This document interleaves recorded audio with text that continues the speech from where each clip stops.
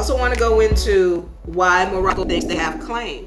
When the United States of America signed that treaty, now Morocco at that time felt that they had the right to put a lien on any of the property associated with the United States of America Incorporated. And again, if you're claiming to be a citizen, then that would be you. This is why we have the trust. This is why we talk so much about trust. This is why we deal with understanding who you are. You got to understand also where your protection is. Where is your protection? See, you're so busy trying to follow somebody's religion.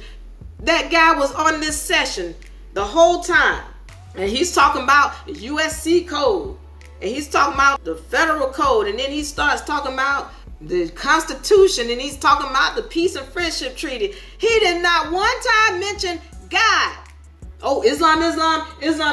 What happened to your God, though? What happened to your God? Why are you not standing under protection of your God? That's where your protection is. Do you know how to enforce that? Look, I told you, it's not about religion. Because y'all thinking when I say God, I'm talking about a religion. I'm not. I'm talking about the highest laws in this dimension. And I don't care. I said gods, plural. And the Bible told you about gods, plural. Some of y'all just didn't catch it when it said the term Elohim. That's many gods. And I've seen gods on a microscopic level and the gods on a macroscopic level. And I don't care which level it is in between. Every last one of them have to deal with the universal laws. They have to.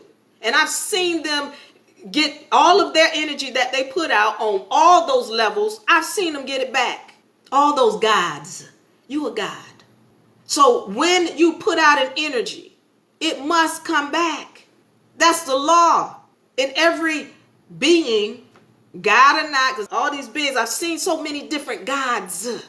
And I've seen them have to deal with the energies that they've put out. Well, we talk about the Anunnaki on this macroscopic level, or we talking about the mitochondria on a microscopic level. Those are gods. Y'all don't get it. All of them have to deal with the energies that they put out. You don't just put out an energy and it not come back to you. We're going to get into it. This is why you have to know who you are. All right.